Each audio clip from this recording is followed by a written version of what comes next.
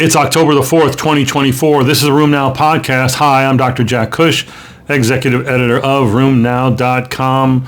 You know, a good friend of mine, Danny Ricciardi in Brooklyn, told me a few years ago, what's going on in psoriatic arthritis? There's more drugs than I got patients with psoriatic arthritis. Well, isn't that getting to be the case? Last week we talked about a new drug approved for psoriatic arthritis and spondylitis. That's bimekizumab. It joins 3 other IL-17 inhibitors. It joins 3 other JAK inhibitors. It joins 5 TNF inhibitors. It joins 2 IL-23 inhibitors. It's getting confusing, isn't it? What are we going to do about this? Well, the good news is this week on the podcast, it seems like more than half the podcast is devoted to the topics of psoriatic arthritis and spondyloarthritis. So maybe we work our way through the data to get better insights on which drug in which situation will work for you. Or until we develop a Moneyball approach to that. Well, we'll discuss Moneyball sometime in the future. Let's start with a new FDA approval this week. Actually, it's for a ustekinumab biosimilar. This one comes from Fresenius Kabi. It's called ustekinumab AAUZ, or Atulfi is the trade name. It was approved for use in Crohn's disease, ulcerative colitis, severe plaque psoriasis in adults, and same for active psoriatic arthritis in adults. So that's a new approval. I think that now makes 3 ustekinumab biosimilars that are FDA approved in the United States, maybe more than that worldwide. Another new report this week came out in JAMA. It was a meta-analysis, JAMA Dermatology, a meta-analysis of who doesn't respond to biologics. Who doesn't love biologics? Well, who doesn't respond might be an important question. And this meta-analysis, 40 studies, over 21,000 patients, showed the people who were not going to achieve the superlative standard response now in psoriasis trials, and that is a PASI 90 response. Almost complete clearing. PASI 90 response. You're more likely to not respond if you're older. If you previously been treated with a biologic and now you're switching, that probably means that you didn't respond well the first time around. If you have a higher BMI and if you're a smoker. These data facts have been in play already. This large data set sort of confirms what you should already know. Another analysis of patients with both PSA, almost 1,000 patients, and AS, almost 400 patients, looked at the influence of smoking. And we know smoking is not a good thing in patients taking biologics, not a good thing in patients who have inflammatory arthritis.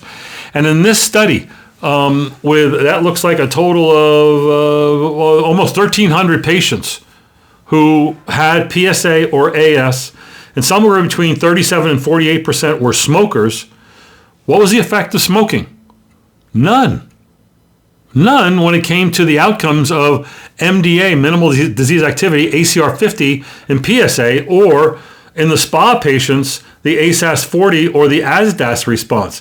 So disease activity response measures were not affected by smoking. I found this really kind of hard to believe, but it's pooled data, multiple sources, large numbers. They did show that patients who had been smokers had a higher odds of drug discontinuations. That's a measure of lack of efficacy, is it not? Or side effects. And they did have more serious adverse event side effects, especially serious infections. And we know smoking ups the odds of lung infections and serious infections. But you know what? Smoking did not increase the odds of MACE events, zoster events, or VTE events, things that are often associated with biologic use in inflammatory arthritis in general. So some of this is a little bit of a head scratcher, but maybe not all inflammatory arthritis is the same. Maybe the SPA patients are different than the RA patients. We need to look at this further.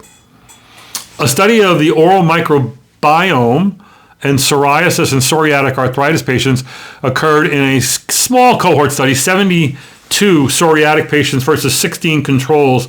And they did saliva analysis for oral microbiome. So they did 16S genome sequencing to see what bugs were in play. And then in the PSO patients, they found significant increase in certain subspecies. So Capnocytantophaga, Campylobacter, Acetobacter, but decreased in Bacteroides. In the PSA patients, an increase in Agricactobacter, but a decrease in Prevotella. You're excited about this data, I can tell. Some of you have probably pulled off the road and are repeating this and rewinding it because you just can't believe what you heard. What you heard was, what the hell is he talking about and why is he telling me this information? Well, I want to point out that I wish there were more microbiome studies, but I wish they would stop counting the bugs. Counting the bugs is driving me crazy because it tells me nothing. If I have less Prevotella and less Bacteroides, maybe I get less. Well, how the hell do I get there? I wish they would start counting the things that count. And what we've learned from the mavens in the microbiome field is microbiome may not be as instrumental in causing disease. It may be more instrumental in causing drug responses to either be better or to be worse. We may be seeing microbiome changes that don't cause disease, but may be a response to what's going on in disease. There's a lot that we don't know, and I think someone's got to start connecting the dots on microbiome research if we're to continue to listen to Cush try to pronounce 18-letter words that he can't do. Let's move on. There's almost a registry. It's called the Regisponsor Study, and I think it's a really good study. 866 AS patients. And in this study, I found it to be useful that they found that those people who were from lower socioeconomic status groups had a longer delay in diagnosis. They had a higher amount of bone marrow edema and structural damage, and they had more permanent disability, 31% versus 13%, compared to the patients who were from higher socioeconomic groups. Interestingly, both the high and the low socioeconomic groups receive the same therapies. So it's not the drugs, it's the host, and it's education that clearly influences the outcomes. I'm not looking for better drugs, I am looking for better patients, because better drugs may not be the answer to my problems. If I want the answer to my problems, I usually call Dennis Podubny. He's got an article in J Room this month where he talks about a cross-sectional analysis of a patient survey. I think it's a multi-national study, 27 countries, 5,500 axial spondyloarthritis patients. And they found that the mean diagnostic delay from symptoms to the diagnosis of axial spondyloarthritis was 7.4 years. Seems like that's going down a little bit over time. In this international study, they showed that the highest delay, the longest delay, was in South African continents, and also the lowest was in Asia. Longer delays were associated with younger patients, being female, being diagnosed by a rheumatologist, having more HCPs involved, and a history of uveitis. I would take this to mean, first off, I remember when we started getting more and more drugs for spondyloarthritis, the companies that were working on this were calling me all the time to say, why aren't rheumatologists diagnosing ankylosing spondylitis? And I agree. We tend to get them after the diagnosis is found incidentally or on a KUB, or they go to an orthopedist for chronic low back pain and they find sacroiliitis. Or it's found in the most haphazard of ways. I wrote a blog that basically said, if you see something, say something. Meaning, I see spondylitis patients all the time on the checkout counter, on the train. All kinds of places. I go up to them and I say, excuse me, I'm a doctor. Do you mind if I tell you something about your back?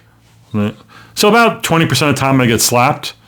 30% of the time I get disregarded. But half the time I have usually a revelation discussion with patients. So I'm willing to risk it for the biscuit, as they say in hockey. and I think that you should too. But why aren't rheumatologists making more of these diagnoses? Maybe they have to see a lot of doctors, more ACPs, and then get a complication like uveitis to say, could be spondyloarthritis.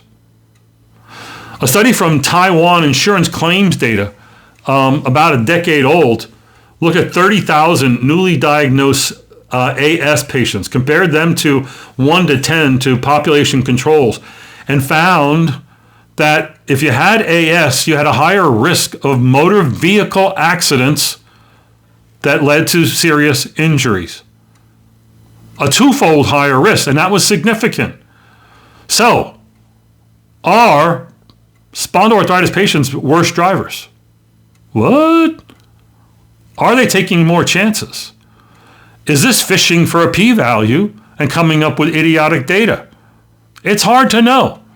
I will support the data by saying early on, when biologics were approved, and around the time a lot of them were approved for RA, and then when they were started being approved for PSA and SPA, if you looked at the reports and the package inserts, one of the more frequent serious adverse events in the new biologics, especially TNF inhibitors, was injury, fractures, and ER visits.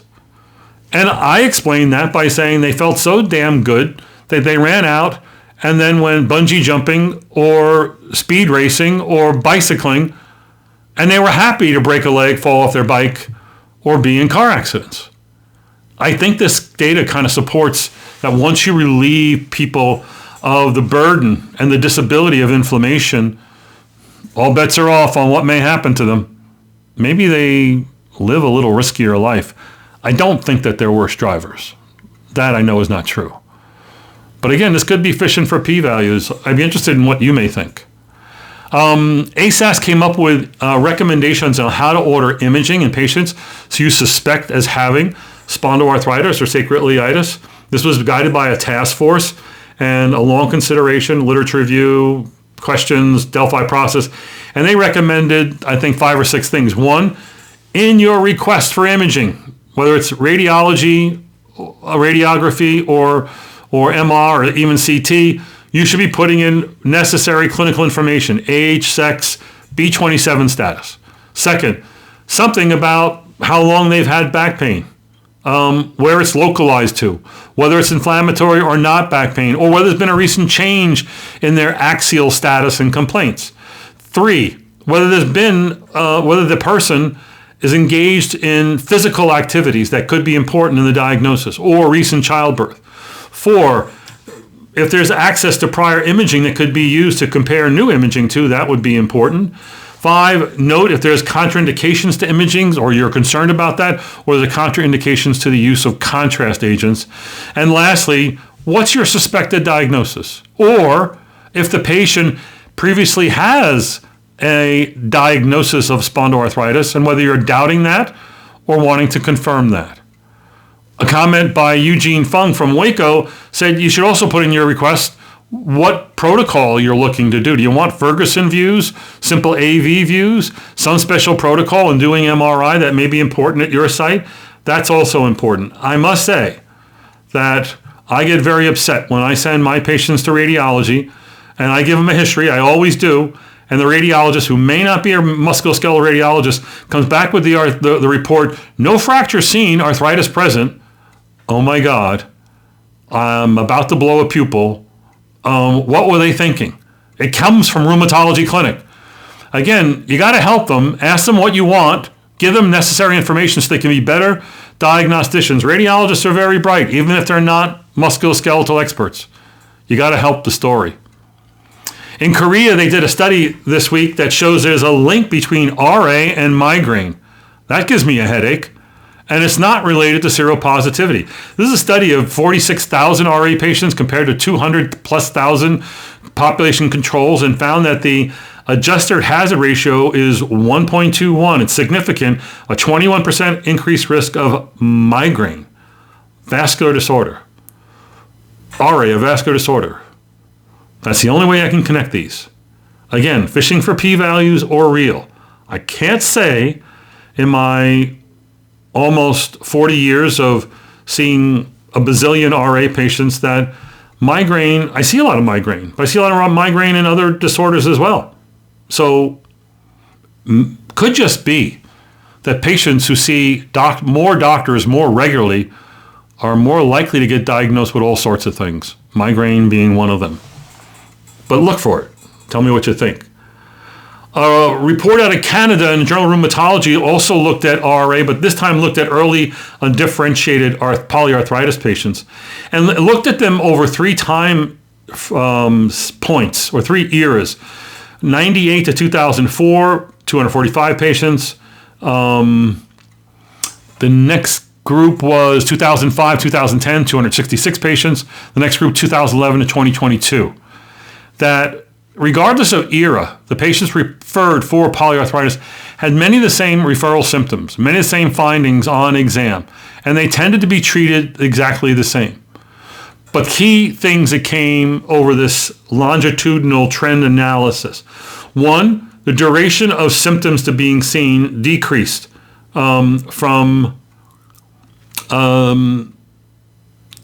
actually it increased from 2.9 months to 4.1 months. Seropositivity went down from 54 to 42%. Erosion scores went down from 18 to 9, and most of that was in seronegative patients.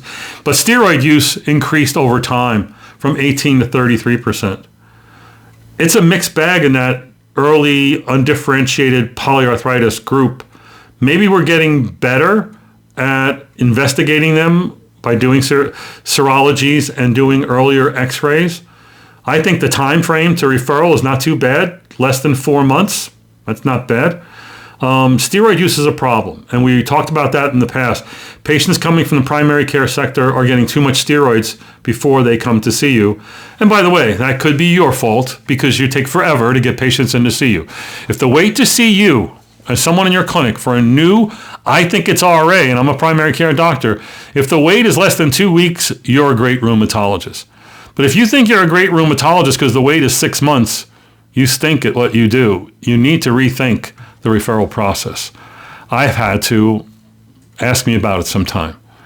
A study about gout comes from the Gout study, looked at non-adherence and its effect on poor outcomes. This is a 5-year observational study of only 163 patients, but basically showed overall the adherence to urate-lowering therapy was very good for the whole cohort. However, the ones who were classified as non-adherent, not surprisingly, 3 times the number of flare rates, 33% versus 10%, and they were had double the rate of not being at target.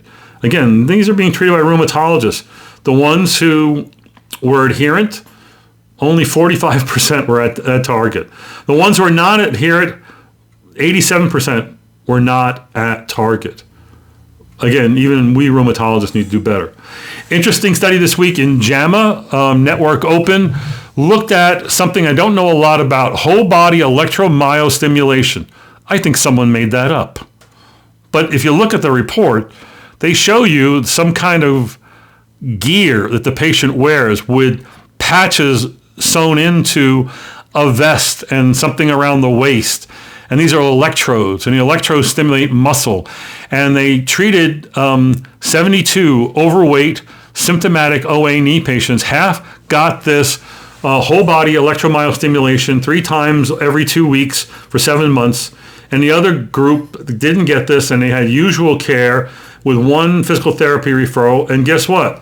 The electromyostim patients had significantly less knee pain by 9 points on a 100-point scale. That's something to be proud of. Highly significant. And they won significantly in 4 or 5 other secondary outcome measures. In essence, I don't think you need to be going out and ordering these devices, because what these devices really represent is strength training. And I've been saying for years, I should have had this up in my clinic before I left the university practice. Big sign in the waiting room that this is the year of getting strong.